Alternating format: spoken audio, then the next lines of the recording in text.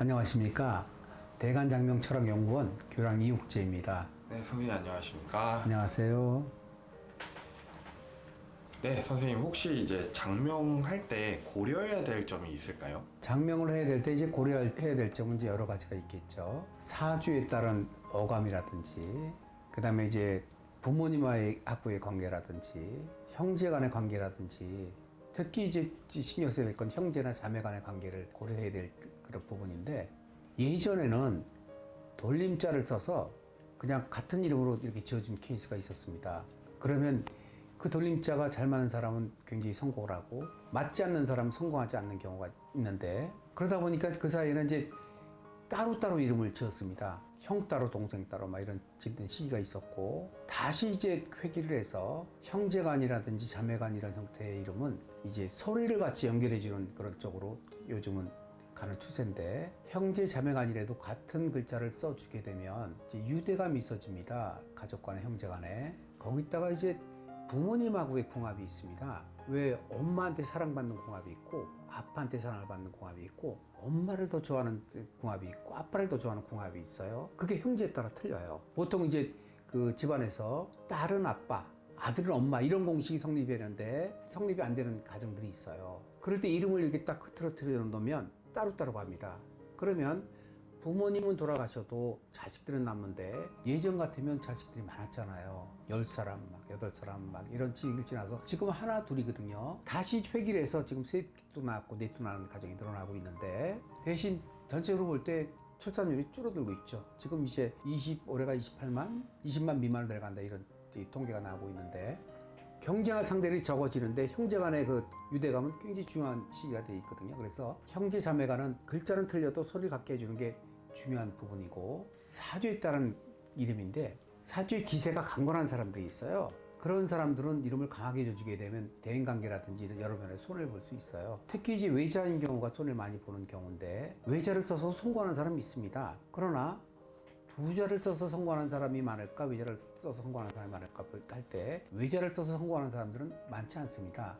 그럼 확률적으로 볼 때는 외자로 지어주는 거는 좀 덜 성공해라 이런 거랑 같거든요. 외자라고 성공 못한다는 게 아니고, 외자라고 외롭다는 게 아니고, 다만 이런 차이는 있겠죠. 외자를 쓰게 되면 멋있잖아요. 잘 쓰면 멋있는 게 많아요. 근데 그런 이름 쓰게 되면 잘못하면 이런 현상도 있어요. 자기보다 잘난 사람들은 무시할 수 있어요. 자기보다 못한 사람은 지가 이름만 뭐 훌륭한 단가? 이렇게 또 시기를 해요, 시기. 그러다 보니까 이제 주변에 폭이 좀 좁아질 수 있어서 그런 부분도 좀 고려해야 되고, 이름을 지을 때는 만약에 장명소를 안 가고 그냥 짓는다 하면 연결해주는, 자매 형제 간에 연결해주는 이름을 좀 신경을 쓰시고, 그렇지 않고 이제 우리가 아기가 태어나서 일정 기간 성장할 때까지 비용이 많이 듭니다. 1억도 들고 많이 드는데, 거기에 비해서 장명료는 참 많이 안 드는 거거든요. 아기 옷도 비싼 옷들이 많아요. 또 자라면서 교육비 많이 들고 하는데, 이름을 직접 지어주시는 것보다는 저한테 장명하라는 게 아닙니다. 장명을 하는 분께 이렇게 장명을 의뢰해 주면 경쟁력이 생길 수 있거든요. 이름은 장명을 할 때, 고려한다 할 때 직접 지으려고 생각하지 마시고, 조금 이렇게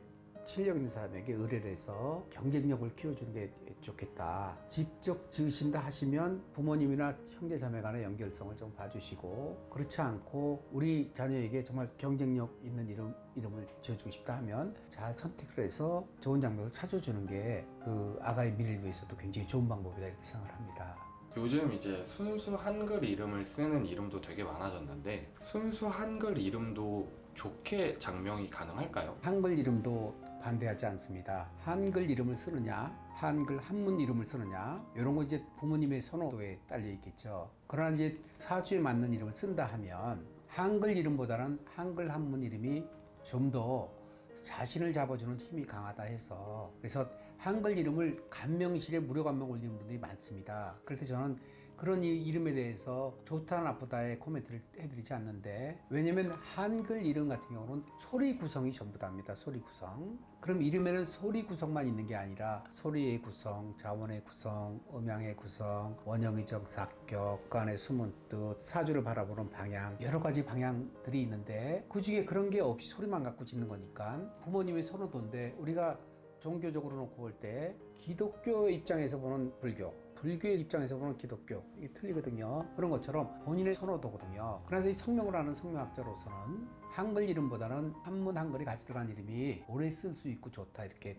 보여지고, 한동안 한글 이름이 유행했던 적이 있었습니다. 한 25, 6년 전에 막 한글 막 붐이 일어서 유행했던 적이 있었는데, 그건 이제 정치적 성향하고도 또 맞아 들어갑니다. 사회 정치적 성향. 예전에 이제 독재 시절에 있을 때 한글 사랑을 막 해야 된다 하면서 붐이 일어났고, 그 시대에 한글 이름이 많이 지어졌는데, 한글 이름을 쓰는 사람 중에 과연 국회의원을 뽑는다, 장관을 뽑는다는 건 선출한다는 게 아니고 손꼽는다는 뜻입니다.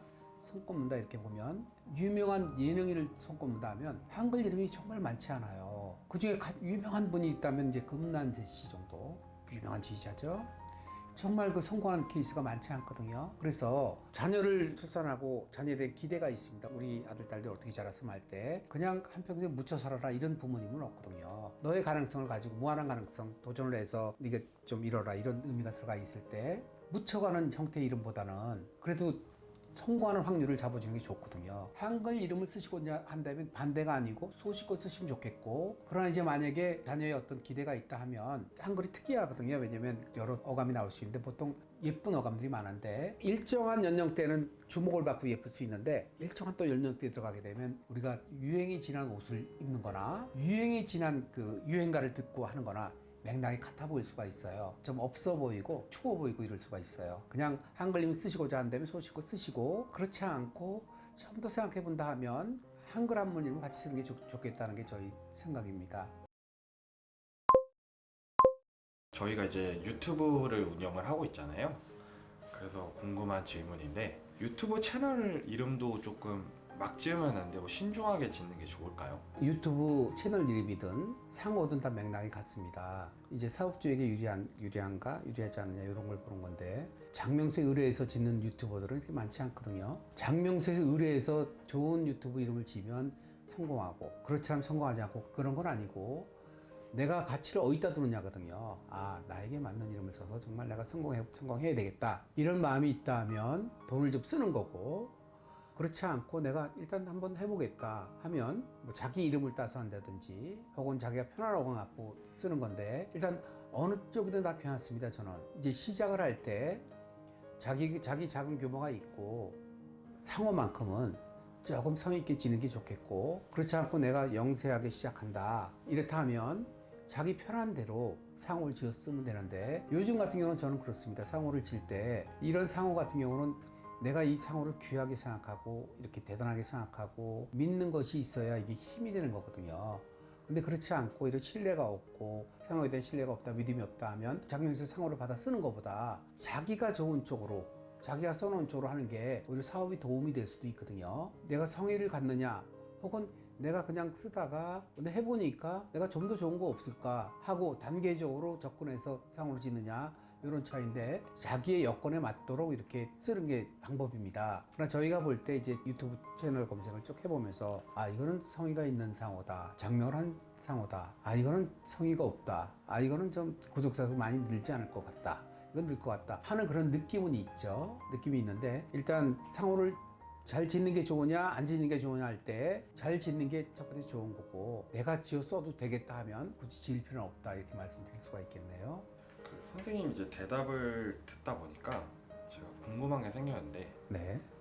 지난번에 저희가 찍은 것 중에 사람마다 좀 맞는 색깔이 있다라는 질문도 했었잖아요, 저희가. 그렇죠. 네, 회사도 그렇고 유튜브도 그렇고 상호나 이런 걸 짓고 나면 이제 로고도 지으면 이제 로고에도 색깔이 들어간단 말이에요. 맞습니다. 그것도 이제 그 대표자에 맞는 색깔이 들어가는 게 좋을까요?